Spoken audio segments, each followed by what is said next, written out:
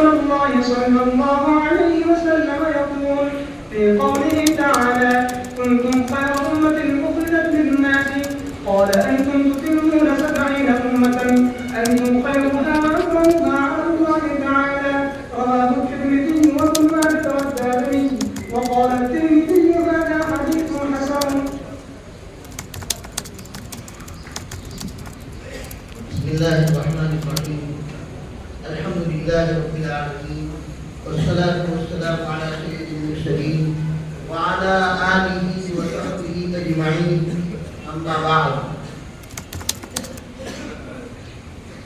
وعن بهز بن حكيم عن أبيه عن جده رضي الله تعالى عنه أنه سمع رسول الله صلى الله عليه وسلم يقول في قوله تعالى: كنتم خير أمة أخرجت للناس، قال أنتم تتمون 70 أمة، أنتم خيرها وأكرمها على الله تعالى. رواه الترمذي وابن ماجه والدارمي، وقال الترمذي هذا حديث حسن.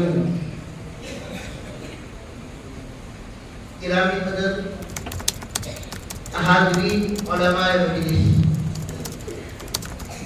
اور مستقبل کے قائدین یعنی عزیز طلباء،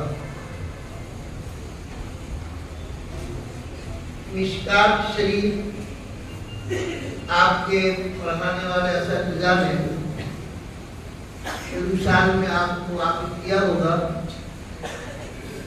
یہ مشکات درس نظامی میں پڑھائی جانے والی ایک بہت ہی زیادہ مقبول، محبوب اور متداول کتاب ہے،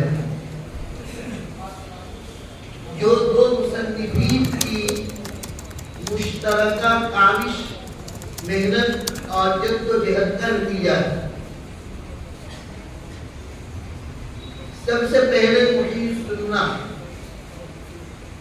علامہ بغوی رحمۃ اللہ علیہ نے مصابیح السنہ کے نام سے کتاب لکھی،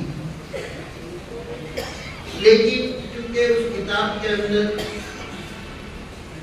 صحابہ کے نام نہیں تھے اور اسی طریقے سے یہ حدیث کا ماخذ احیاء ستہ میں سے اس کتاب سے اس حدیث کو لیا گیا، اس کا تذکرہ نہیں کیا تھا. اس لیے خطیب تبریزی، جن کا نام ہے محمد بن عبداللہ ابو عبداللہ کنیت ہے، اور ولی الدین تو ان کا لقب، ولی الدین سے مشہور، ان کے استاد محترم سلطان المفسرین حضرت حسین بن عبداللہ، جو علامہ طیبی کے نام سے مشہور ہے، ان کی ایک تمنا تھی، ان کی ایک درخواست تھی. انہوں نے خطیب تبریزی،